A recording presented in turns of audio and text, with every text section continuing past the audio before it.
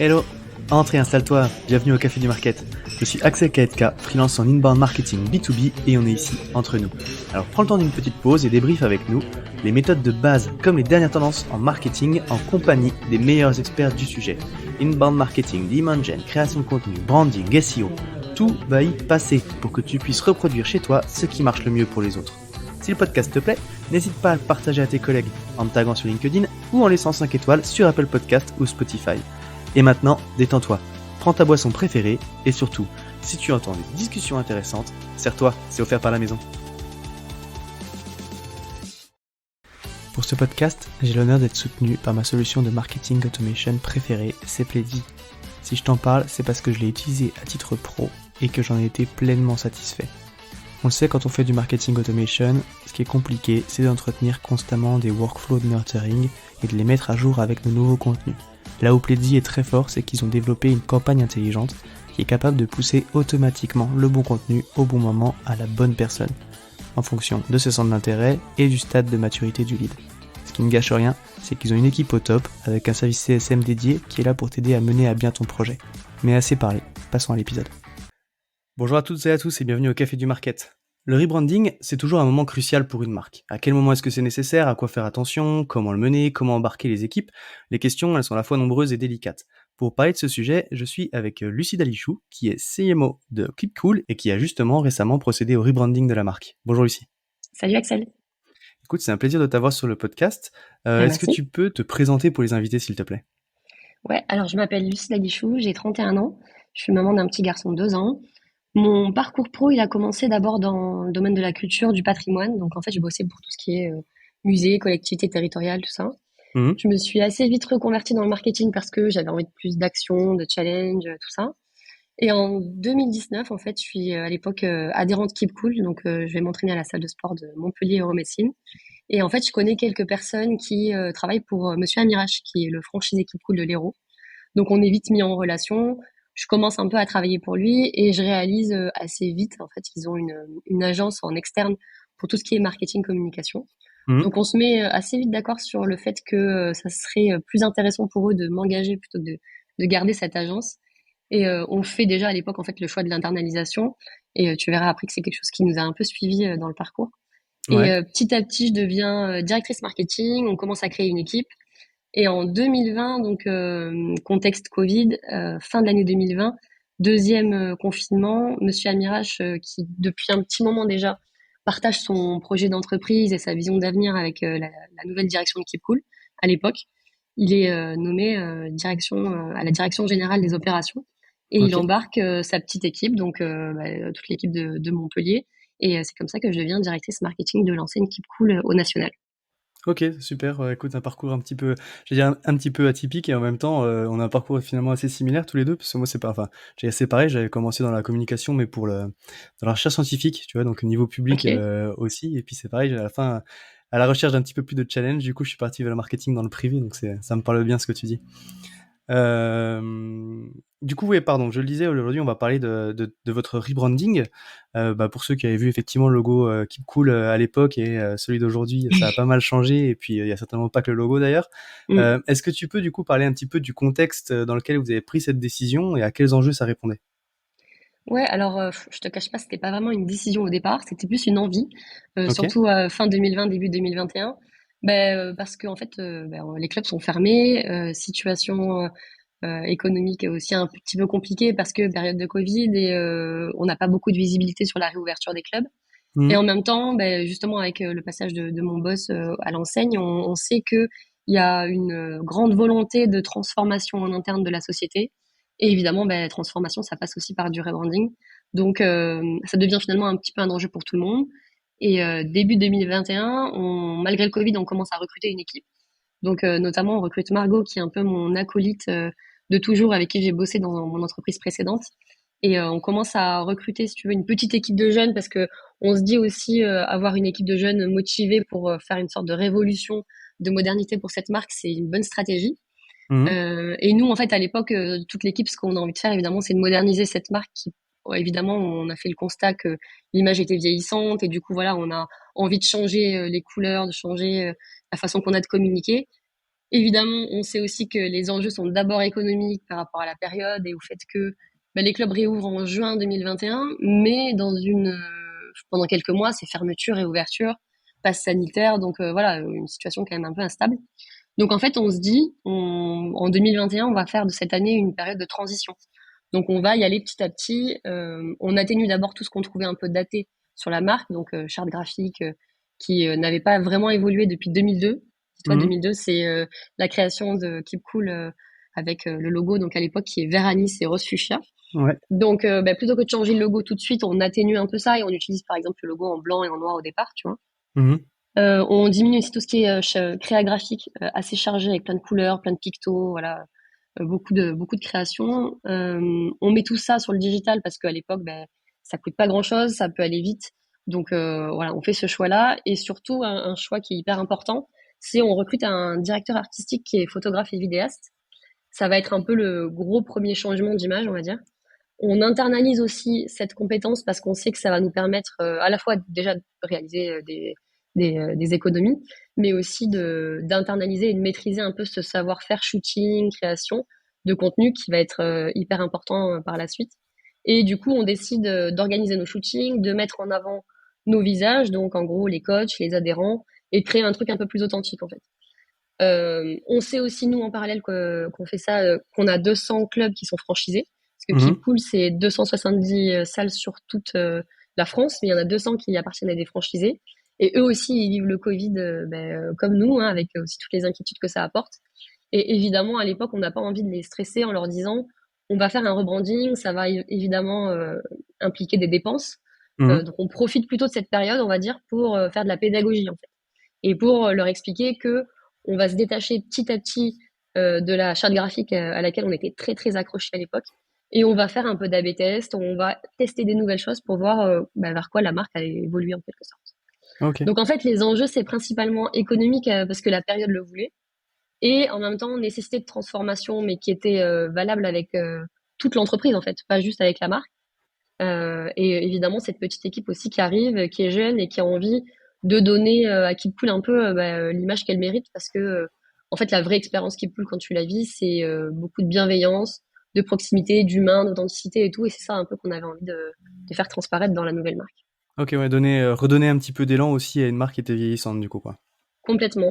Le fait en fait qu'elle a été créée en 2002 et qu'il y a eu assez peu d'évolution et à la fois dans la charte graphique, mais aussi voilà, on tenait beaucoup à mettre du vert et du rose partout, on tenait beaucoup à mettre plein de pictos qui rappellent le sport, etc. Et en fait, il y avait beaucoup de contraintes dans toute l'identité de marque. Mhm. Et nous, en fait, à cette période de transition, on s'est dit, on lève un peu toutes ces contraintes-là et on essaye des choses et on verra bien en fait ce que ça donne. Et toujours cette volonté d'avoir un pas aussi dans notre époque et être en adéquation avec notre époque. OK. Et donc tu l'as dit, enfin, c'est un moment particulier pour la marque en plus, que ce soit d'ailleurs vis-à-vis des clients ou en interne et puis, vous, j'allais dire aussi des franchisés parce qu'au final, c'est un système qui est un petit peu particulier, qui vont subir, on va dire, entre guillemets, «ce rebranding» et puis tu l'as dit, en plus, quand tu es franchisé, du coup, ça peut vouloir dire des dépenses pour remettre à jour le concept. Donc comment Tout à comment fait. est-ce que vous avez, du coup, opéré ce changement à la fois pour préciser votre positionnement et puis gérer la transition, assurer, aussi que finalement, tout le monde embarque un petit peu dans cette nouvelle mouvance, quoi? En fait, on est allé étape par étape. La première étape, je dirais, c'est on s'est mis d'accord sur l'ADN de la marque pendant cette période de transition, justement. Parce que pour nous, c'était hors de question de dire à tout le monde, on change l'ADN de la marque. En plus, elle est pleine de belles choses. Je disais, il y a beaucoup d'humains, de proximité, d'acceptation de soi.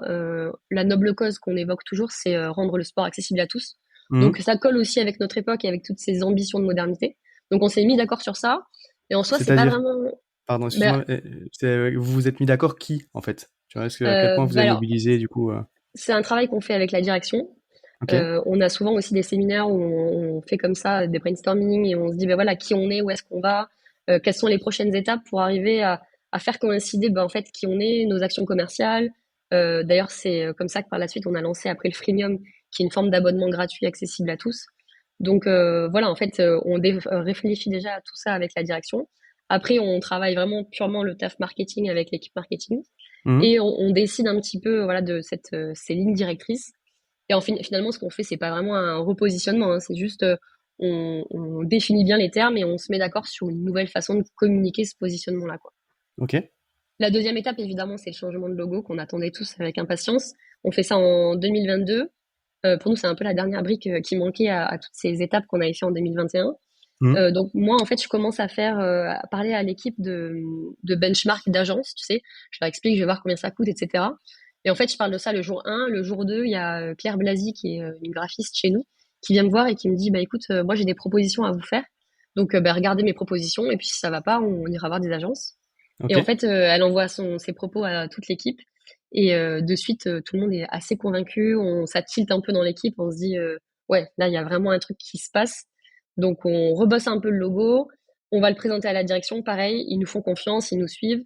Le logo est validé. Et on commence à préparer bah, l'étape 3 qui est en parler aux franchisés et le défendre auprès des franchisés. Parce qu'il faut qu'ils soient convaincus et portés aussi pour tous les changements que ça va impliquer par la suite. Donc en fait, on a un événement qui se passe tous les ans, qui s'appelle la keynote, un peu sur le modèle keynote Apple, tu vois. Ouais. Et cet événement-là, on invite tous les franchisés, il y a aussi les staffs, et on parle de ce qui va se passer dans l'année en termes de nouveautés marketing, com, digital.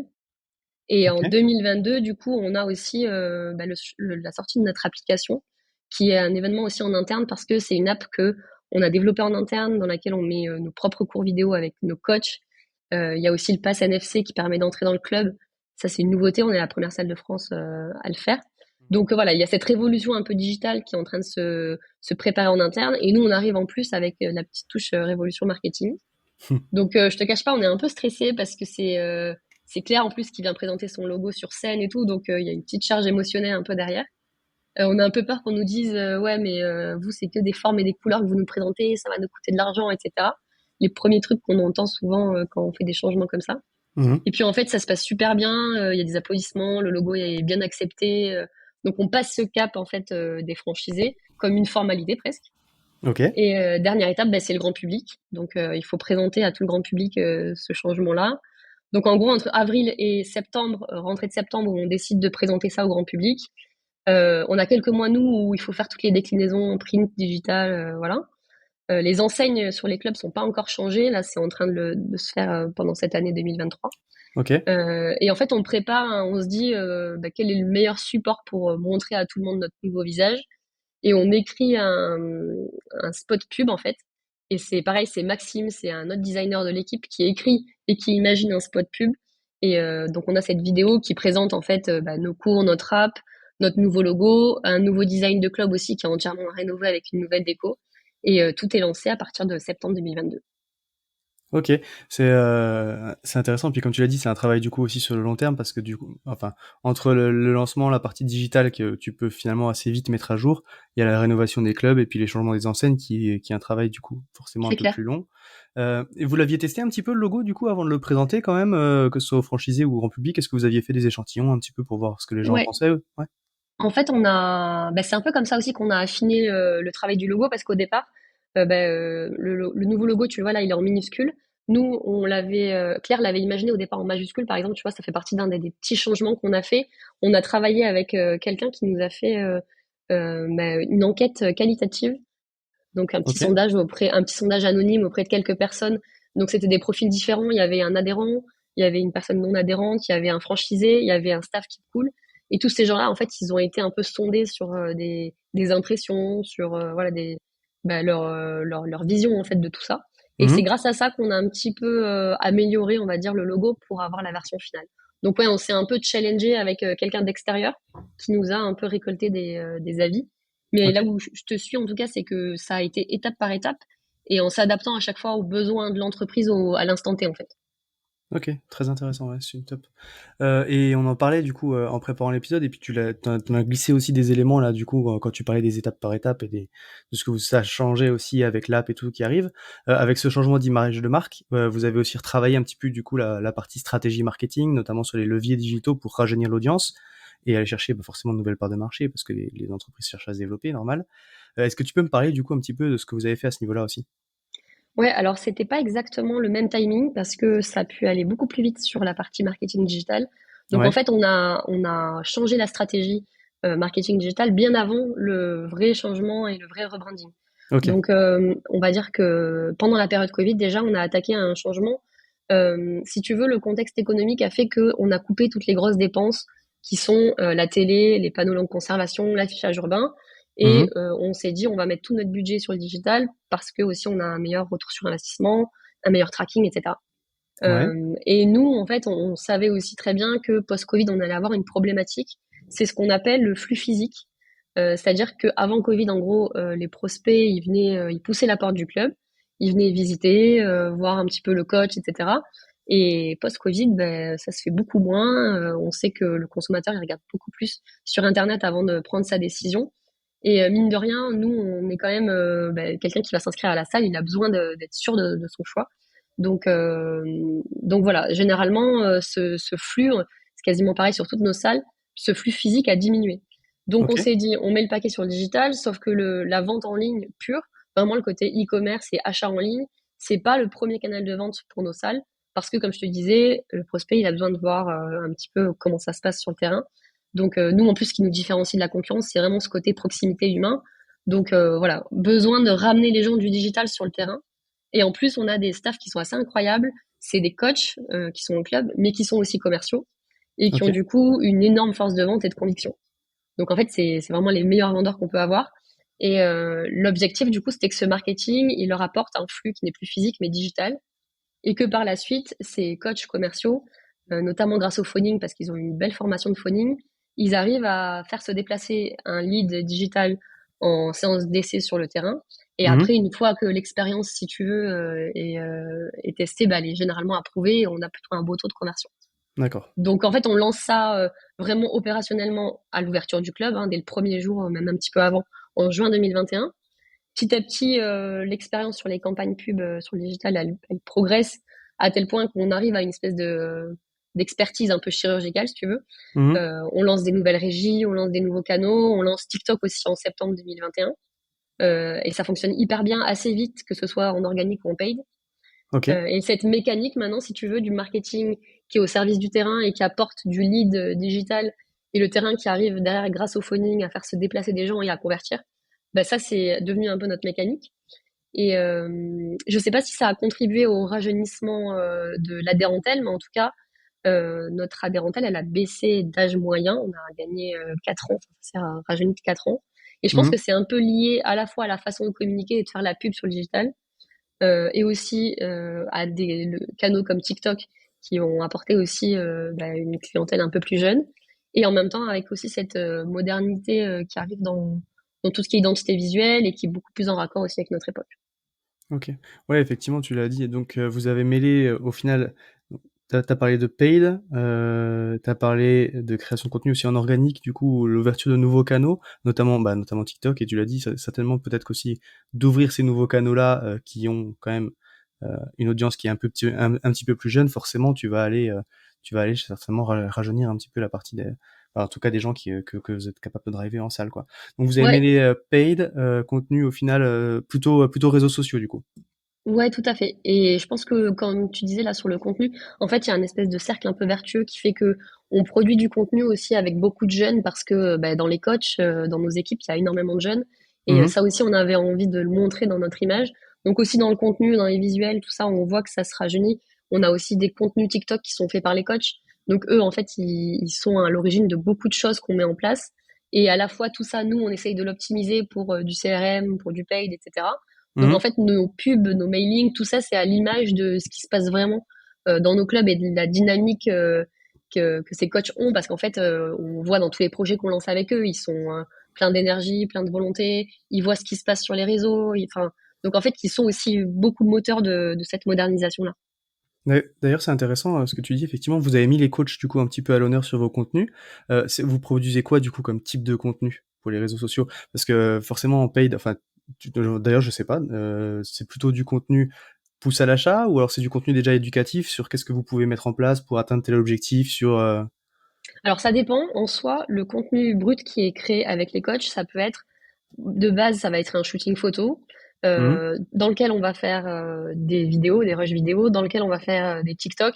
L'équipe réseaux sociaux est présente aussi pour faire des TikTok. Mhm.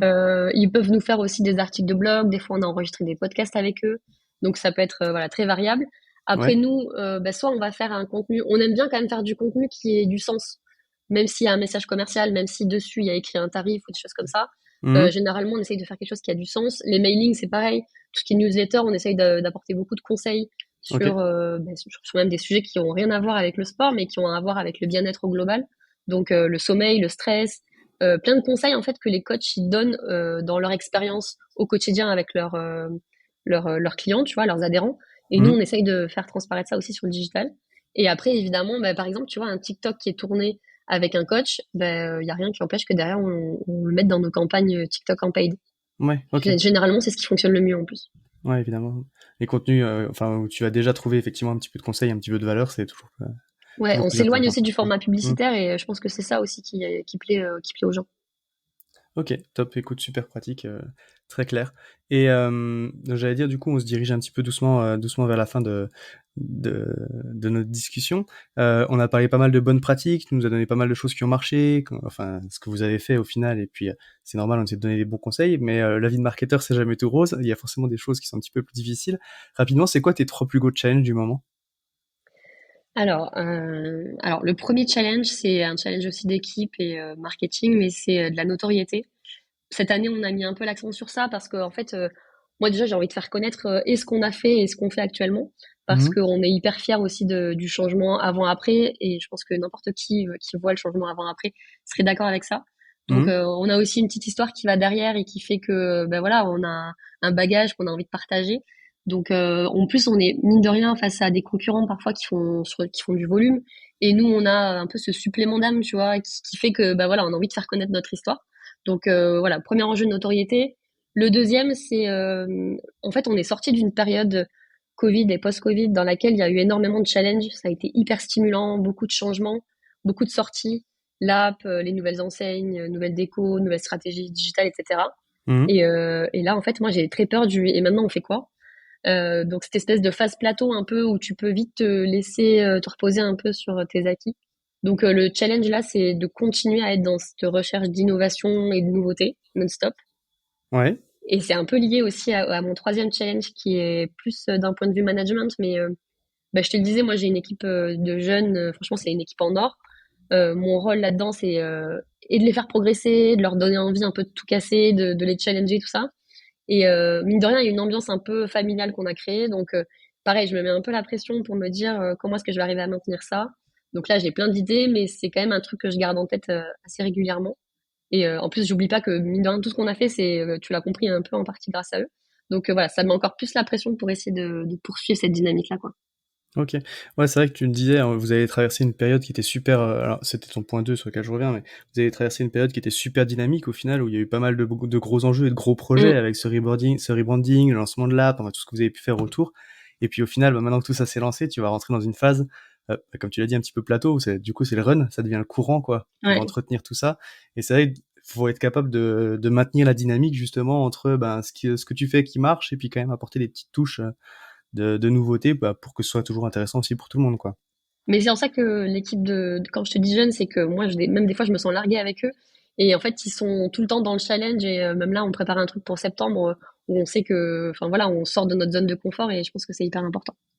Ok, top. Bah écoute, encore une fois, merci pour tout ce partage d'expérience, c'était super intéressant. Avec Si on plaisir. devait résumer notre échange, c'est quoi le conseil que tu retiendrais de tout ce qu'on s'est dit? C'est qu'est-ce que tu mettrais en avant pour un marketeur qui doit justement mener ce type de projet? Bon, c'est peut-être un peu bateau, mais je dirais de se faire confiance parce que, en vrai, à l'époque, avant que j'arrive chez Keepcool et même dans plein de grandes entreprises, il y a beaucoup d'externalisation, d'agences, etc. Et en effet, je sais que des fois, c'est nécessaire. Mais tu vois, par exemple, j'ai souvent entendu mon chef me dire pourquoi est-ce qu'une agence, en fait, elle aurait une meilleure idée que nous sur qu'est-ce que doit devenir la marque, quoi. Et Mhm. c'est vrai que j'aime bien le côté quelqu'un d'extérieur peut nous challenger, mais en fait, c'est vrai qu'on est les mieux placés pour décider de qui on est, qu'est-ce qu'on veut devenir, quelle est la vision de l'entreprise, etc. Donc, faire confiance au talent qu'on a en interne, je pense que c'est hyper important. Parce que tu vois, ce qu'on a fait avec Claire ou avec Maxime, bah, pour moi, c'est une belle étape et je pense qu'on n'en serait pas aussi fiers si on l'avait pas fait comme ça, quoi. Ouais. Donc voilà, ça crée en plus tu sais, de la motivation en interne. Il y a une équipe du coup qui s'investit encore plus. Enfin voilà, c'est vraiment un cercle vertueux. Après nous, on a eu de la chance qu'on nous fasse confiance mine de rien, parce que Mhm. voilà, je sais que là la direction elle nous a toujours poussé, suivi et tout, donc c'est pas forcément le cas partout. Mais en tout cas, je trouve que s'il y a une envie de rebranding, en tout cas, c'est que il y a forcément une raison. Donc après, l'idée, c'est de se poser, de réfléchir étape par étape et surtout de se faire confiance en interne et en équipe. Je pense que c'est le plus gros conseil que je pourrais donner. Ok, cool. Bah écoute, encore une fois, merci beaucoup. Si jamais il y a des Merci à petites toi. questions pour toi, on peut te retrouver sur LinkedIn? Oui, Enfin, tout à fait. ouais, ça marche. Et ben N'hésitez écoute, pas. avec plaisir. Allez-y. Et puis, bah encore une fois, merci pour tout. Et donc maintenant, il me Merci à reste à toi. te souhaiter une bonne journée. Salut! Salut. À tous ceux qui ont tenu jusqu'ici, déjà merci beaucoup, et j'imagine que le sujet vous a plu, donc n'hésitez pas à envoyer de bonnes ondes à notre invité. Pour ceux qui le souhaitent, le meilleur moyen de soutenir le podcast, ça reste d'en parler autour de vous et de laisser 5 étoiles sur ta plateforme d'écoute préférée. Je compte sur toi. Dans tous les cas, à bientôt pour un prochain rendez-vous au Café du Market.